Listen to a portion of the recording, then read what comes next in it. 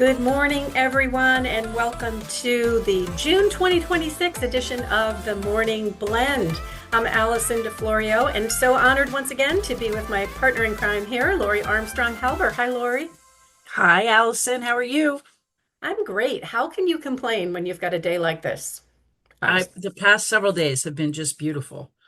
Yeah, and that's a little bit of our theme for part of our session today is if we're feeling that energy from weather like this, so are your employees. So we'll share some tips and tricks to how what to keep them engaged today. For those of you that have joined the Morning Blend before, welcome back. For those of you who are new, we're thrilled that you're finding time to join us for today's conversation.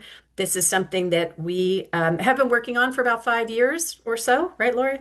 And we present quarterly. I think it might be longer than that, but I know, I I feel would like we keep saying started 5. pre-COVID. Isn't that Maybe the 10 years from, delineation? yeah. And it's so interesting because every time we prepare for this session, we always think, oh gosh, what could possibly change? What could possibly be new? And then lo and behold, something pops up. And we hope to keep you on the cutting edge of what's new on the forefront of employment law and what are the trends that we're seeing in human resources. So, with that, some of you do know us, but for those of you who don't, I think it would be helpful for us to just do some quick introductions. Again, I'm Alison DiFlorio, co-founder and managing partner of Exude Human Capital. Our firm supports organizations in all things people. So if you think of HR outsourcing on an ongoing basis for a small to medium-sized organization or by project for those HR teams that need an extra set of hands or a particular area of expertise to get through a project, we're there to help. So I hope to share with you some of the things that I learn in talking with the clients that we support on today's session. So, Lori? For those of you I've not met before, I have practiced exclusively in workplace law for the past almost 30 years, which seems crazy to me. I really am passionate about this area of law. I am a partner at Constangy Brooks Smith and Prophete, which is a national labor and employment boutique. And in addition to our workplace law lawyers, we also have a very strong data privacy, cybersecurity practice. So I hope you don't need us, but if you do, um, just a crack team, one of the top in the country in that space. And in my spare time, as Allison hears me, and some of you have heard this joke a million times, so feel free to roll your eyes, I corrupt young legal minds as an adjunct professor at Temple Law School in my spare time. And I also work in the EEOC's mediation program as a volunteer mediator. So I am happy to be here. I so appreciate our partnership with Exude and working with you, Allison. And my role in this program today is to give you the latest and greatest on the legal front and maybe add some color commentary while Allison's talking about best practices. So thanks for being with us today. Awesome. And a couple of housekeeping tips before we get into our agenda for today. This session is being recorded. We will send the link out post-session. So if you know someone who wasn't able to attend today or someone else in your organization that you think may benefit from the content, please feel free to share. Your questions matter. We hope to get to as many of them as we can. So please feel free to drop them in the chat. If we can't get to them, both Lori and my contact information is at the end of the deck here. Feel free to reach out to us. We really mean that. If there's something that you want to clarify or you have a particular question that we can't address. So, as always, we have some piping hot, a daily brew, and HR trends. You're going to see a little New Jersey heavy influence today, but listen up, employers who are not in New Jersey, because some of this could apply to you if you have even one employee who works in New Jersey, whether remotely or not. So lean forward and listen in. We're going to talk about the EEO1 reporting updates and a little bit of some cannabis update here with the New Jersey Supreme Court. We're going to talk about planning for ending a relationship. Lori and I talked about this topic. We'll explain a little bit more as to why we thought it was important, but we do know in these kind of volatile times that we're dealing with, uh, organizations are growing and shrinking, and we just want to remind people of some good best practices to stay compliant and respectful when if you do have to end employment relationships. And then we're going to link into our summer energizing tips. How do you keep your employees engaged for the summertime? Those of you in the Northeast know we've got 13 weeks, and we're already into those 13 weeks. So, how do you keep people engaged for those 13 weeks? There's some good tips we'll share. And knowing at the end of the 13 weeks, we typically, over the last 5 years since COVID, have seen a push for those organizations who have not been able to get people to return to the office to return to the office. So we want to share some updates on how you, as an HR professional or a business leader, can make the business case for flexibility in your workplace. So with that, I am going to turn it over to Lori to kick us off on the New Jersey Family Leave Act update. Woo! It's so nice. I want to have class outside. All right. So, those of you who have employees in New Jersey are already familiar with this. It is a state statute that provides, it's kind of the state equivalent of the FMLA, except that it provides 12 weeks of job protected family leave. It's not for the individual's own serious health condition or birth or placement of a child. It's for the care of the child and or care of a family member. So a little bit different. And I just want to be clear for those of you who have to deal with this. Sometimes it could be confusing because it could mean that FMLA and NJFLA run concurrently, and sometimes they get stacked. So, for example, if someone had complications during pregnancy, they might be entitled to 12 weeks of FMLA for their own condition, and then the additional 12 weeks under the state statute after the birth or placement of the child. That's just one example. And all of this is integrated with the state funded leave and insurance program. And we're not going to get into all of that today. What I really just want to highlight is that as of July 17th, this law is being expanded rather significantly. So the expanded coverage is going to move from employers with 30 employees to employers who have 15 employees. So that's broadening the coverage.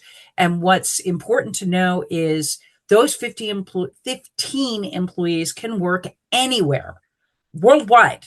So if I have 14 employees in Pennsylvania and one in New Jersey, as an employer, I am covered by the act. And I have to pay attention as it relates to my New Jersey employee. And while we're talking about employee coverage, I want to be clear that it's an employee who is working in New Jersey or routinely works in New Jersey with their base of operations or work directed in New Jersey. And that gets a little confusing, but your remote employees probably count. If they're working from home and they're working in New Jersey, they're going to be covered, assuming you have at least 15 employees. Their minimum employment period for those employees is going to drop from 12 months to 3 months, and the required hours decreases from 1,000 hours to 250. So the coverage is almost immediate. It's after like a probationary period or introductory period. And then they are eligible for this coverage. There are some aspects of this law that are kind of murky at the moment. It has been job protection rights for people under the New Jersey Family Leave Act. There are these two other programs that I talked about, the temporary disability insurance and the family leave insurance, which are wage replacement programs. And those programs don't come with leave rights. There's no size requirements for those programs. So all employers in New Jersey are covered. And there is no statutory protection for people that are, or has not been statutory protection for people who utilize those programs. But there's some language in this amendment that suggests that there is a job protection right now for employees who are taking leave for their own medical condition. Because remember, I said that's not covered by the Family Leave Act. if they are receiving temporary disability or family leave insurance. So, you might have been worried about that anyway if you were an FMLA employer, but the kind of too long don't read is if you have an employee who has any kind of medical condition or need to take leave for birth replacement of a child or loved one's medical condition, stop and talk to somebody before you take any kind of employment decision with respect to them. It's not clear whether this provision is going to survive, is going to apply, but you want to be knowledgeable and have informed consent, if you will, before you make a decision. There's also integration under these amendments with the New Jersey Earned Sick Leave Law, with TDI and FLI, those two programs that I just mentioned, and it confirms that employees may select the order in which their statutory paid leave entitlements are taken, but that they can't receive more than one kind of paid leave simultaneously during any period of time. So you can't get TDI and FMLI, you can't double dip. But again, this is a really complicated scheme. If you go to the next slide, Allison, in an effort to make it a little bit easier, we put a chart in here that sort of says this is what the prior version is, this is what the amended version is, and then some notes. You'll see where it says hours worked, a note about the discrepancy regarding that there was a time period in the bill and what was in the press release. You'll see that there might be an ambiguity under TDI, as I just talked about in FLI. Anyway, this is just a summary slide of the things that I just covered. I just want to urge, not unlike when you have a FMLA ADA situation, again, these are sort of danger before I take action. Let me really think through all of the implications and then make the business decision that makes the most sense for the situation. I don't know, Allison, if you want to add anything. The only thing I want to add, I just think this is interesting, is, and I believe it's by 2030, uh, this is going down to 5 employees. It's either by 2030 or 2035, but Yeah, they really want to expand the coverage, yeah, to essentially all employers. right.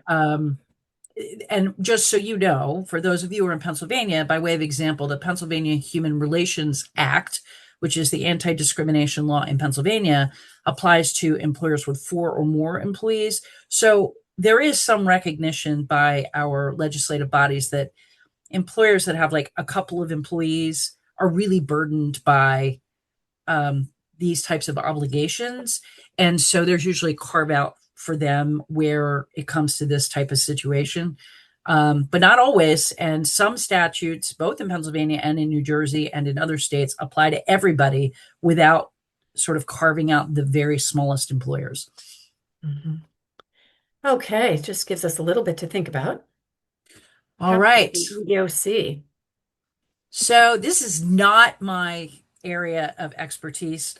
Folks who do OFCCP, affirmative action plan, EEO1 reporting are really very technically skilled. But I know what I need to know about it and what I can convey to you. And that is that since the 60s, since the passage of Title VII of the Civil Rights Act of 1964, employers have been required to, quote, make reports or make such reports as the EEOC shall prescribe by regulation or order. And so since the mid 60s, private employers have been providing what we call the EEO1 report, which is a report that tracks various demographic information relating to race, ethnicity, sex, and occupational categories of the employer's employees by location. Federal contractors are required to submit the report if they have 50 or more employees. If you were a private employer and you have 100 or more employees, then you were required to submit the report. This may not be surprising under the current administration, but the EEOC has submitted a formal proposal. You can see the title, but essentially rescinding the requirement of all of these reporting requirements under Title VII, the Americans with Disabilities Act, GINA, which is the Genetic, Genetic Protection Act, and the PWFA, which has only been passed for a few years, which is the Pregnant Workers Fairness Act. Um, and you'll see, it says EEO1, EEO2, 3, 4, 5. The numbers apply to employers versus unions or state or local governments or public schools. So, like EEO5 is for public schools, by way of example. The EEOC's rationale, the commissioner has stated, is that some employers misuse this data to justify diversity related hiring or promotion practices that could be seen as discrimination under Title VII, and that there is no, quote, diversity exception to the law. Not only do critics, which include former EEOC and Department of Labor officials, warn that removing this, as they call it, critical tool for detecting and addressing workplace discrimination is dangerous, but the commission is inaccurate in its stating that there's no, quote, diversity exception to the law. In fact, there are affirmative requirements in the law where you have evidence of discrimination to enact affirmative action plans. Now, there's always been a tension. I'm not going to bore you with my, regular lecture in class about affirmative action, but suffice it to say that affirmative action has always been seen as a remedy for past discrimination. And what we see as attention now is a belief by some, I suppose, that discrimination has been eradicated, and so therefore this is no longer necessary, versus the other philosophy, which is we won't know if it's been eradicated if we don't collect the data.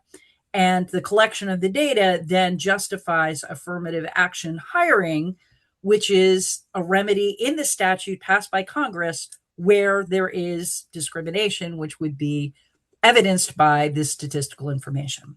In addition to this, in the past, there has been sort of this safe harbor provision for people who voluntarily participated in affirmative action plans, and this was under guidance that was passed in 1979, which 47, almost 50 years ago. The EEOC has also submitted a request to rescind this guidance. So this is a, depending on your viewpoint, a continued attack on DEI or an elimination of what some would say an unnecessary program because there's no discrimination anymore, so we don't have to worry about it. So that is what we are seeing from the EEOC. This has not been formally adopted or quote ruled upon or accepted, but it's out there, and I can't see any circumstance under which this administration would counter the commission's request in this particular situation. But That Lori, said, well, go I was ahead, going to Allison. say your guidance to employers that they continue to have new Yeah, hires complete the voluntary I self-identification was, form and that yep, you continue to track this data because whether or not this moves forward, I agree. This will likely move forward, but it would be subject to change if the administration changes. We just don't know. that's exactly right. And my folks who live their life in this space are advising folks to continue to gather the information because things change, and it's not like I said, it hasn't been formally adopted. That is, the rescission has not been formally adopted yet. So right now, even though the EEOC is not really doing anything with it, you're better off still collecting, and you're really better off working with. I have a partner who heads this practice. I have a colleague in another firm who does this. So if you need help in this space, I have two colleagues in two different firms in addition to my partner. So if you're looking for some assistance in this space, let me know, and I'm happy to connect you with any or all of those people. I just want to add one additional point. I do think the data is helpful. I mean, data is always helpful, and I always found it interesting to be able to look at where areas of underutilization are based on the demographics of the area in which you're located. So, I do think there's value in continuing to look at the data, even if you don't have to report on it. You're going to hear me talk about data when we talk about separation of employment. And again, if I don't really understand, and I'm not really not being political about this. I mean, as a labor and employment person, I do not understand not wanting to gather data to test Yeah. your assumptions and beliefs. It just does not make sense to me. Yeah. And I think it's problematic. Uh, what now you can argue about what you do with the data and whether or not that's Right. legitimate, that's fine. But the gathering of the data to me is important. It's scientific. It is necessary in order to determine what is happening. Hmm. And so I find this to be a little bit problematic. Yeah. Great. Okay. Let's shift gears. Let's talk about cannabis. Cannabis. All right. So this case just came down from the appellate division. Well, not just, I guess it's 2 weeks old now, but pretty recent. Sanders versus the Lori Group. And this is a landmark ruling that says that job applicants can now sue employers directly under the state's Cannabis Regulatory Enforcement Assistance and Market Modernization Act, or CREMA, for refusing to hire or taking adverse action based on a positive cannabis test. So this provides protection for employees who are using cannabis. Just because I'm kind of a lawyer geek, I included the appellate division's reasoning. They apply this three-part test where the statute doesn't explicitly say that an employee can sue an employer directly for this sort of thing. And so the question is whether or not that what we call a private right of action, where an individual can sue an entity based on a statute, um, lies here. And what they did was applied this test, and they found that CREMA was meant to protect this particular protected class, that is, applicants who test positive for cannabis, that there is legislative intent, that the statute does not give the regulatory authority to enforce anti-discrimination provisions against ordinary employers. So that is, the agency itself doesn't have the authority to enforce anti-discrimination, and therefore, if there is no private right of action, then there's no protections under the statute because there's no way to enforce it. And so that's how the appellate division gets here. And if we switch to the next slide, what does that mean for you? Well, if you're already, I like this little thing on the right about the different ways we could consume cannabis. And I want to be clear, people consume, first of all, cannabis usage is up significantly. There are pushes across the country to get it off of the schedule list by the federal government, which is what makes this so complicated for some folks. People are using it for medicinal purpose, for recreational purpose. Some people argue that it's, safer than alcohol. Be that as it may, it's not going away and people are using it. Now, the challenges for employers are, how do I enforce my workplace safety policies? I can't have somebody coming to work high.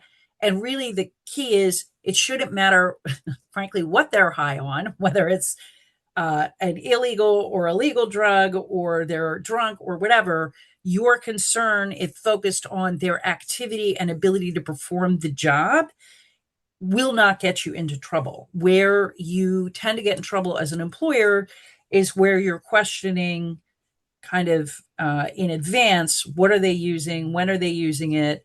And then this statute is designed to protect against assumptions and fears that are based on stereotypes.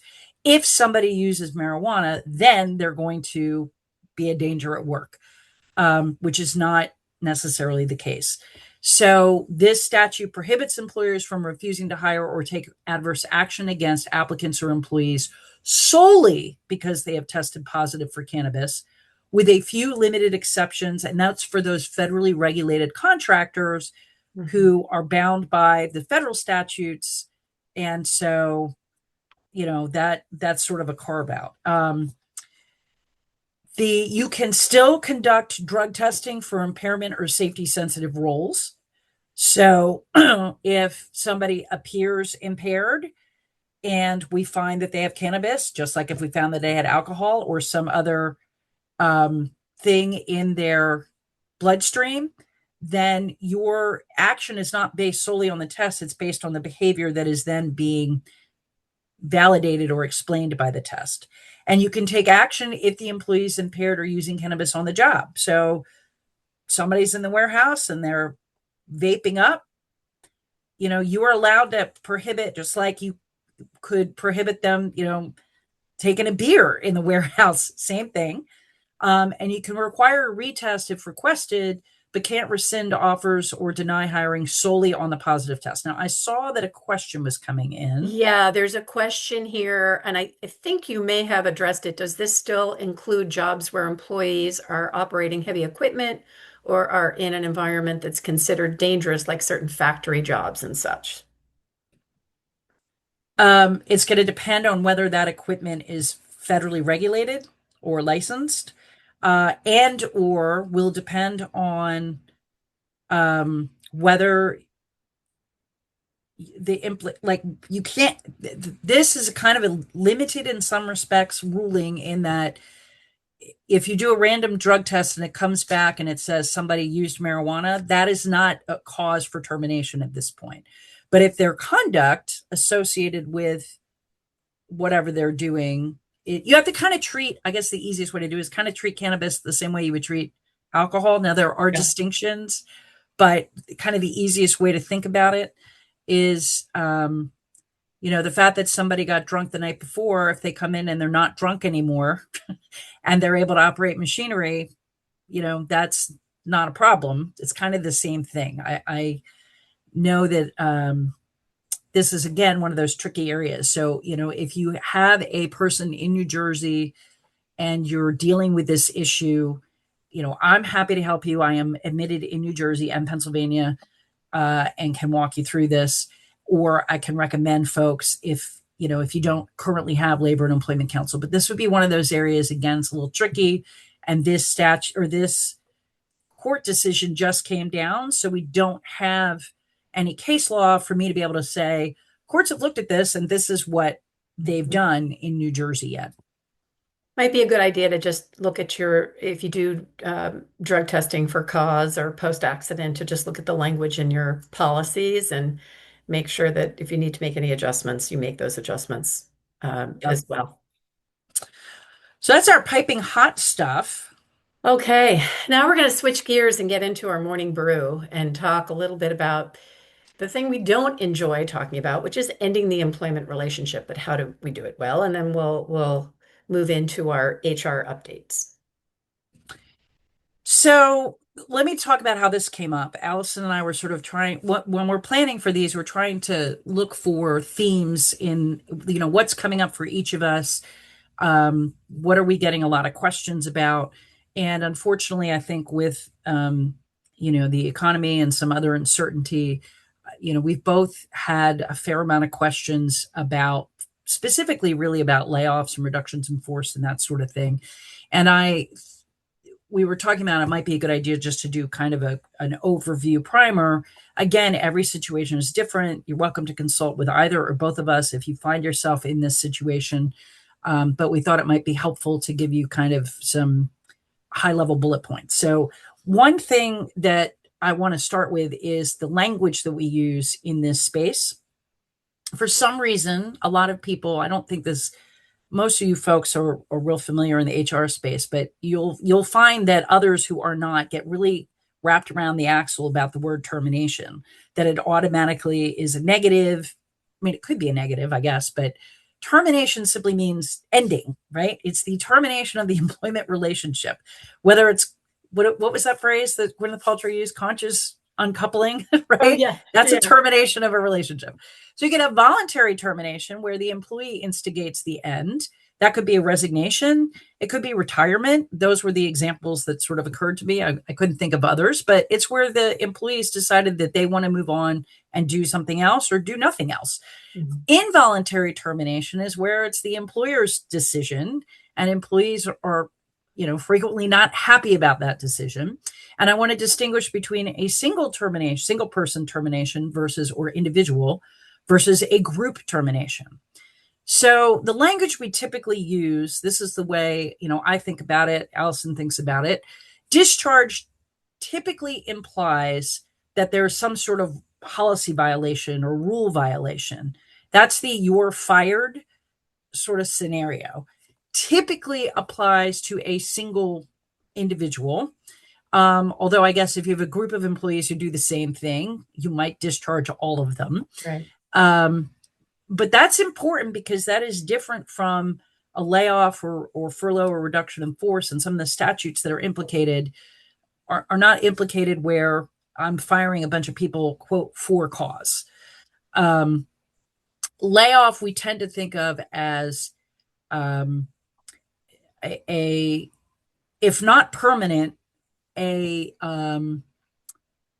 driven by a lack of work where folks don't have the work to do, or we can't, provide them work to do. And if not permanent, at least indefinitely, we need to sever their employment because we don't have anything for them to do. So that's sort of the layoff versus furlough, which you might have recall rates under a layoff as well. Furlough tends to be kind of a finite period of time. People use these terms interchangeably. They use them, maybe a little bit differently. But I tend to think of furlough as, you're going to be furloughed for the summer, or furloughed, Mhm. In January and February when it's quiet, that kind of thing. We And saw then, quite a bit of that during the pandemic. yes. And then reduction in force, again, layoff, but you could lay off one person and that's not a reduction. It's not, it's technically reducing your force, but a reduction in force is sort of a more widespread, typically strategic decision to reduce the workforce, for economies of scale, financial reasons, et cetera. And so using those terms going forward, that gives you some ideas to what I'm talking about. Great.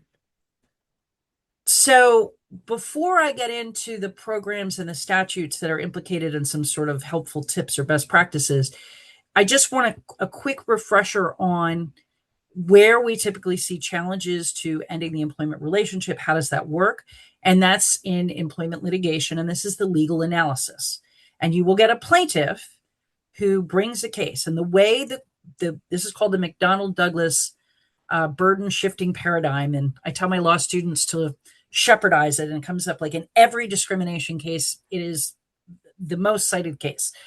But the way it works is the plaintiff is first charged with articulating what we call a prima facie case, or prima facie. It's very funny to me to hear different people talk about this, the first step. So the first step, the plaintiff has to identify what's the basis of their discrimination, right? What makes them a protected class? I'm a woman, or it's really something happened to me based on my sex or my religion or my race, or because I engaged in some sort of protected activity. I made a complaint. I used a leave of absence, whatever the thing is. I'm qualified for the position. Typically, if the person's already in the position, they meet the minimum qualifications, that is the education and experiential requirements, bachelor's degree and 5 years of experience, that sort of thing. They suffer some sort of adverse action. I got demoted. I didn't get the job I applied for. I got terminated in this case. And then there's some circumstance that gives rise to an inference of discrimination. Other people were retained, even though I got terminated. And those folks did the same thing I did, is kind of a typical pleading that you would see. Then the employer has the burden of articulating, so just stating, not proving, some sort of legitimate non-discriminatory reason. We had a lack of work, therefore we're reducing the workforce. And then we have to explain why we picked this person. We picked this person because of their performance. Well, now the burden shifts back to the plaintiff, and they have the burden of proof to show that discrimination was the motivating factor. And one way they do that is by pretext. And this slide is important because it kind of gives you the framework for everything else. Employers often say, I let you go for this reason when there was another reason, because we're trying to be nice. You're being laid off. And then 3 days later, lo and behold, their job is on the Indeed job site. Mhm. They're not being laid off. You fired them, but you didn't want to hurt their feelings, right? Or you say it's for performance, and then we go and we look at the performance reviews, and lo and behold, they've been a B student the whole time. There doesn't seem to be any problem in their performance reviews that would support that they were selected for performance. So it's very important, we'll talk about it in a minute, that you are transparent in your reasoning. Be kind, not nice, right? So be honest and direct. And you don't need to be overly eloquent or verbose about it, but certainly don't lie, even if by omission, because that is where you will get into trouble in litigation. So when you're ending the employment relationship, there are various statutes that you have to think about. Obviously, I just referenced Title VII, the ADA, which is the Americans with Disabilities Act, the Age Discrimination in Employment Act, the Family Medical Leave Act, or in New Jersey, the NJFLA that we just talked about. And those are just a few, but that gives you the general idea. You might have requirements under the union or collective bargaining that set out, although they're not statutory, they are enforced by the National Labor Relations Act. So if you have a union contract, you might be required to give notice or to lay off in a certain order or whatever. So you have to be aware of those. And depending on the size of the layoff and the timing of the layoff, you might be subject to WARN, which is the Worker Adjustment and Retraining Notification Act. If you have 100 or more employees, you're generally covered by WARN, and it includes both private and nonprofit businesses. And where there is a site closure or a mass layoff, which is usually, it affects either 500 or more employees or 50 to 500 employees that make up a third of the workforce, you have to provide 60 days of notice before you can lay those folks off. So again, I mean, I don't want to get in the weeds here, but those are things that you have to be aware of when you're talking about reducing your workforce. There are baby WARN acts as well. Pennsylvania doesn't have one, but the city of Philadelphia does. I don't think New Jersey does. But, depending on where you are, you might have other notice requirements. Then there are strategic considerations. And Alison, this goes back to the data conversation Yes. you're having. Yes. One thing that you have to look at is your impact analysis, right? So, the company says we're going to reduce our headcount by 15%. And depending on how you do it, you might have managers in each department. I'm going to select this person. I'm going to select this person. If it is not strategically implemented, when you come back and you see the data, lo and behold, the oldest person in every department is being let go. Mm-hmm. That's sure going to look like age discrimination, even if it's not. And it becomes very important that you can provide your legitimate non-discriminatory reason for those selections. And so that data gathering is very important to see whether there's a disparate impact claim, which is where the intent isn't necessary, but the impact is that a protected class is disproportionately impacted. Footnote, the administration is also challenging the legitimacy of disparate impact claims. The Supreme Court has, up until now, held that disparate impact claims exist under all the anti-discrimination federal statutes. And I don't have a case that's like waiting in the wings right now, but just again, asterisk here that the EEOC doesn't necessarily think disparate impact is a thing right now. The other strategic considerations you want to have are whether or not you want to provide a separation or severance agreement and or plan. It might be worth your while to think about, I'm going to pay everybody some sort of transition severance, 2 weeks, 1 month, whatever, in exchange for a release of all claims. And some companies will say, yeah, I don't want to spend that money. It's not worth it.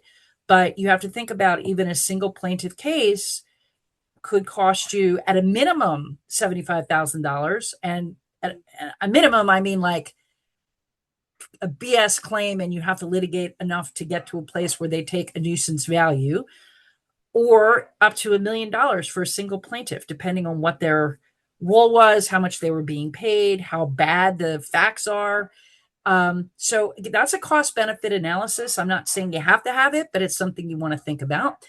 And if you do that, particularly when we're talking about age, you have to think about the Older Worker Benefit Protection Act, which has very strict requirements regarding the amount of time an employee has to consider an agreement, regarding disclosures about who was considered for layoff and who was selected and why. That's the chart, if you haven't done one before, at the end that says, these are all the job titles, these are all the ages, this is who selected, who wasn't.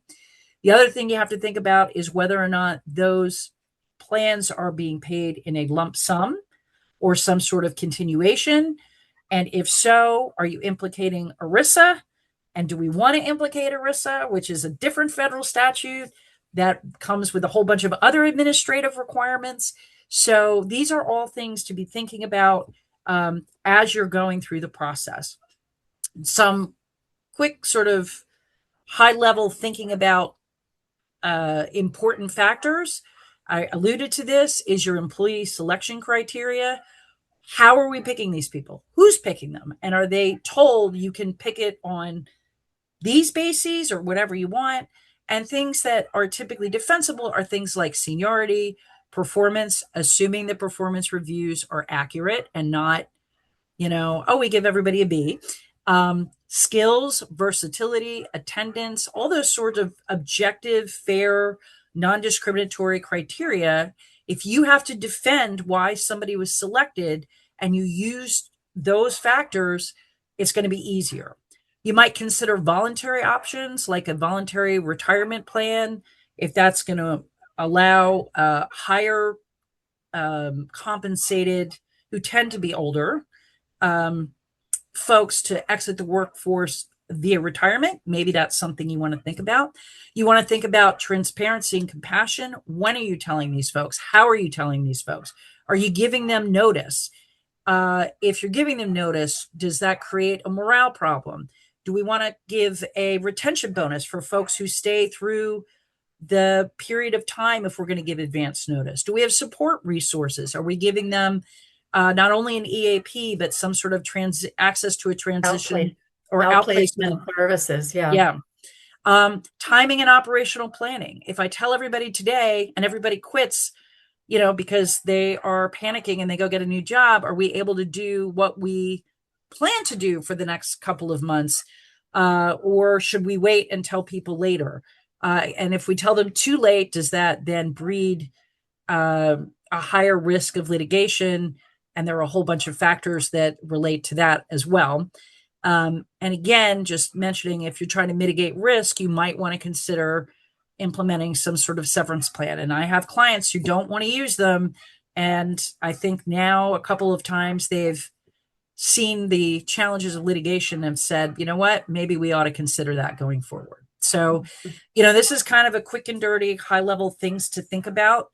And, I don't mean to be a commercial for Allison and me, but you can save yourself a lot of headache and heartache and some money in the long run if you are faced with having to reduce your workforce or even terminating an employee, for what you believe to be cause. If you kind of work through the steps, consult with your HR folks, consult with Allison's people, consult with your regular employment counsel, call me, or whatever. Somebody once said that the thing that tells you the most about the type of organization an organization is the way they exit an individual. And I have long believed that if you do it with dignity and respect, that is the best way for everybody. Yeah. And again, I'll go back to the pandemic. We saw that during the pandemic, those organizations that just sent a blanket email out and said goodbye had a very different response than those who actually had conversations with the people that they were letting go. So how you handle that is important. And then just as we always say, I want to underscore the performance evaluation piece of this, the performance management. Please train your managers on why that matters, not just for ending a relationship, but for keeping someone engaged. But if they don't understand the consequences for not really placing some sort of value or doing performance with intent, it can have downstream effects. So we're going to switch gears for the remainder of our session and talk about human resources. And we're going to talk about something a little bit lighter about what do we do with this summer to energize summer engagement. Now, I think about this because I think we all feel the change that happens when the weather changes, when the days get longer, when the kids are out of school, when the schedules that are so routine the rest of the year are no longer routine, when your folks are trying to organize drop-offs and pickups and have a little bit of time to enjoy the weather the nice weather that we have. So there are some things to think about. One is not to ignore the fact that there really is a thing of seasonal energy shift. So that's a reality, and your employees are probably going through that. Certainly, those of us in the Northeast or in areas where there's a change of season. There's also something around leading by example during this time, too. So think about you as a leader. Are you taking time also to keep yourself sane and to keep yourself grounded during this time of the year?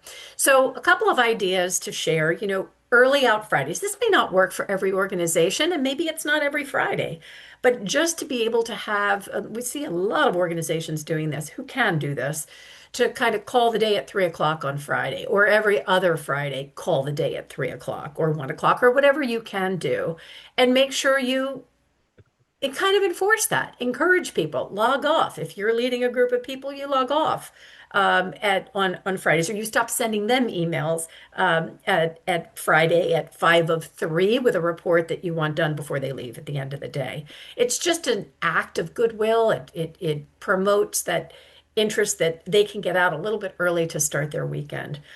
Another thing that we strongly recommend is think about doing no meeting or meeting free zones. I don't know about you, Lori, I don't know about you, but if you want my attention, probably scheduling a meeting with me anytime after 3 o'clock on Friday, you're not getting the best of Allison. And I would say that any other individual is probably feeling much the same way. They may still be able to work, but to really get someone's attention, I think back to this is going back a couple of years now, a group that was implementing a first time ever management development program, and they decided that they were going to hold those sessions in the summertime because that was a downtime for them, and they picked Friday afternoons at 2 o'clock to run their management development program. And I said to them, I said, look, we're happy to do this, but just know you may not get the best attention or engagement from your leaders at 2 o'clock on a Friday afternoon. So we had some conversation around that. Think about maybe not early morning Monday meetings either. Again, only if this works for your organization, but it just gives people a little bit of time to either get the kids to their camps or to reacclimate to the beginning of the work week. Uh, we see a number of employers really thinking about creative time off options. We see every other Fridays from Memorial Day to Labor Day. That's been pretty common over the years, and including this year. We will see people piloting programs around working shorter days, longer days, but shorter work weeks, compressed work weeks. Sure, this does require that your managers pay attention to coverage and scheduling. And it's not always a manager's favorite thing. I don't think any manager loves to do the schedule ever. However, if you're going to gain a little bit of goodwill and engagement over this critical time, it may be worth trying that.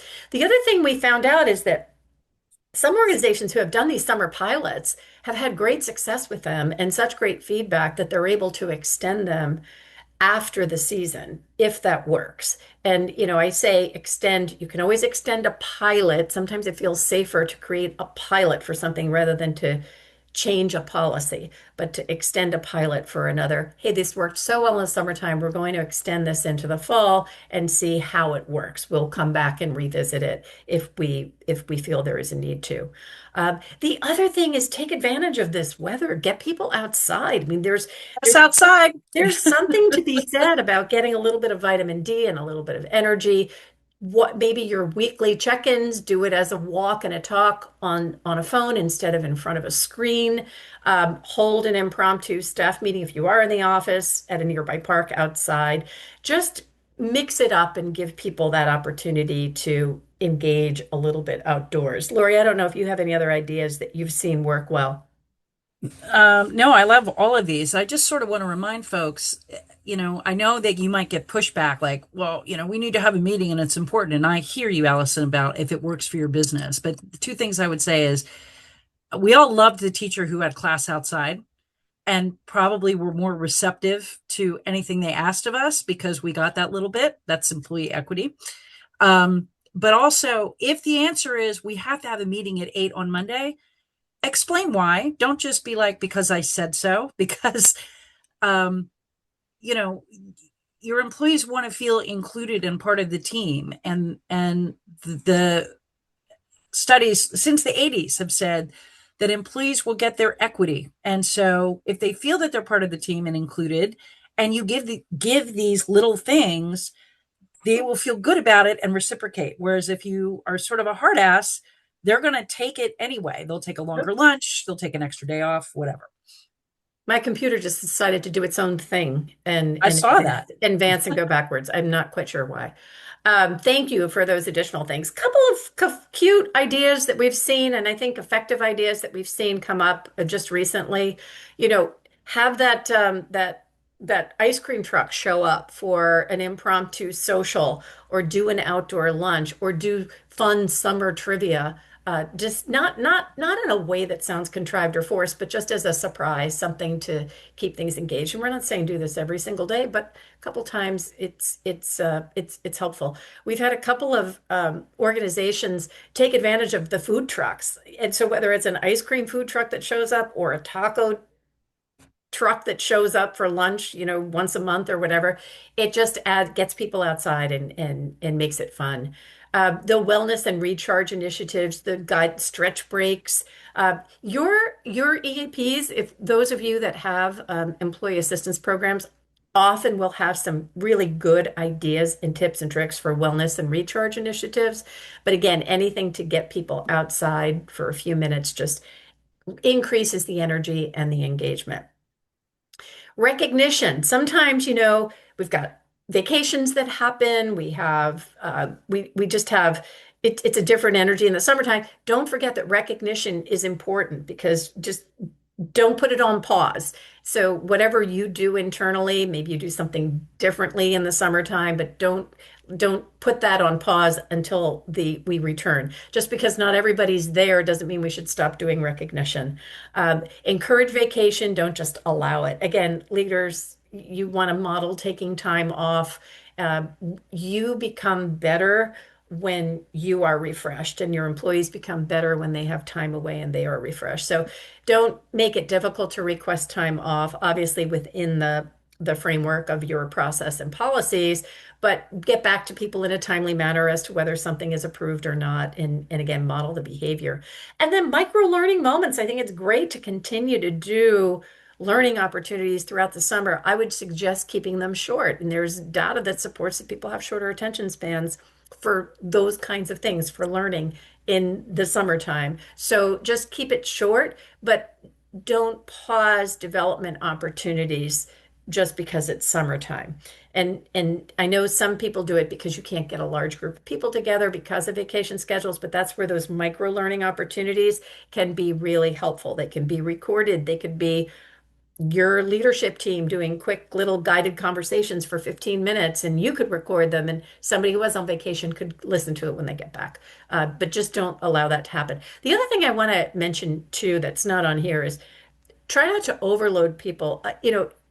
People's businesses are cyclical. Your business may be cyclical. For some businesses, they pick up in the summertime, and others get a little bit quieter in the summertime. And there may be a tendency to overload people with project work. I'm not saying don't get projects done when you have more time to do them, but just be mindful of to not overload it. Just keep everything balanced to the extent that you can.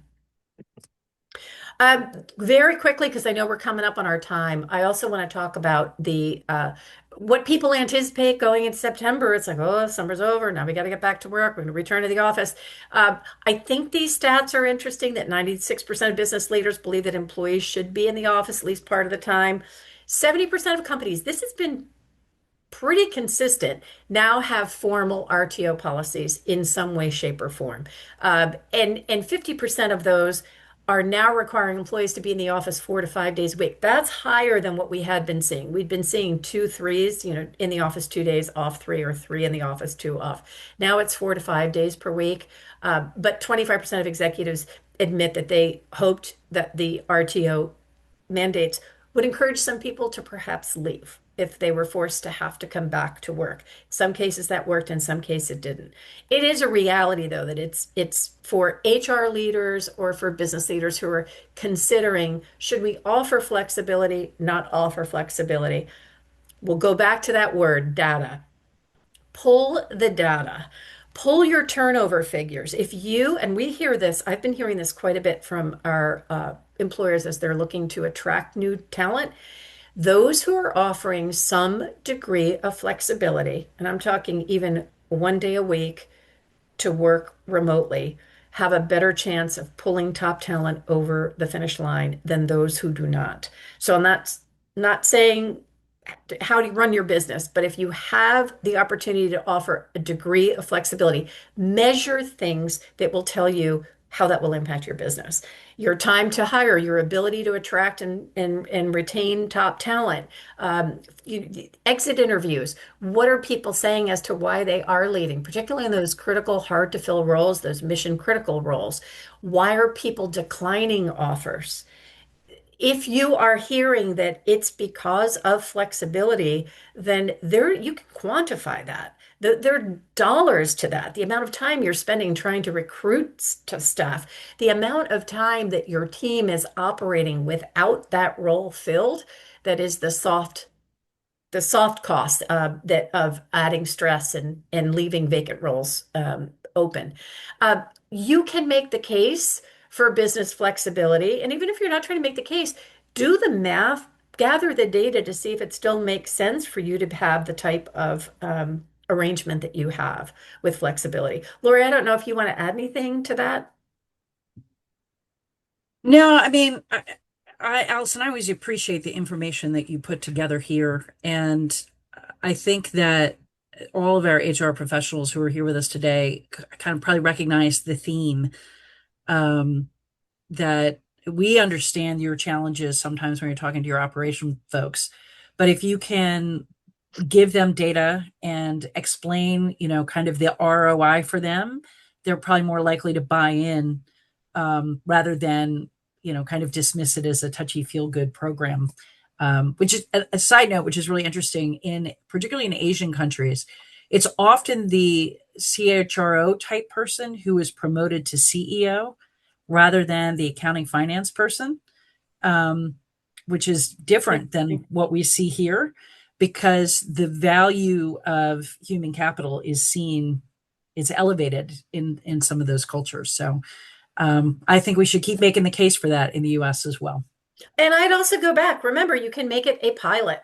You can make it a pilot. If you are 5 days a week and you're trying to make the business case to maybe do 4 days with one floating flexible day or 1 day of the week flexible, let's try it as a pilot for 3 months and see how it works. Sometimes that's a safer way for people or leaders who may not be as comfortable with flexibility to try it out and see if it works. So that's bringing us right up into our time. Couple of tips. You may want to establish a summer engagement committee. Who can help. Now, HR shouldn't be the only one that's thinking about things to do in the summertime. So get an engagement committee together. Review your leave policies um, based on what we heard from Lori today about the New Jersey update. Quantify your RTO strategies. Whatever your flexibility model is, be clear on what that workplace model is and apply it consistently. And always educate and support your managers. Summertime, people might need a little bit more empathy because they're stressed because the schedules with the kids and all of this is a little crazy. But that's always helpful to them. I did see a question come up, Lori. Can you pull There's that? been a couple, and I've been trying to answer them. Most of them have to do with the New Jersey Family Leave Act coverage. Let me put together kind of a bullet point. We can send it out to folks. And then if you don't Great. get your question answered, just reach out to me. I'm happy to talk to anybody just to clarify any of the outstanding questions. Great. Yeah. Well, everyone, we want to thank you once again for sharing your morning coffee with us. Please, please, please follow up. If you have any questions at all, feel free to reach out to either one of us. We will be sending this out for a post session. And Lori, on behalf of everyone at Exude, thank you to you and your firm for giving us Back the at you time from today. Constangy. We're so happy to be working with you. So, Great. everybody, happy summer. Happy summer.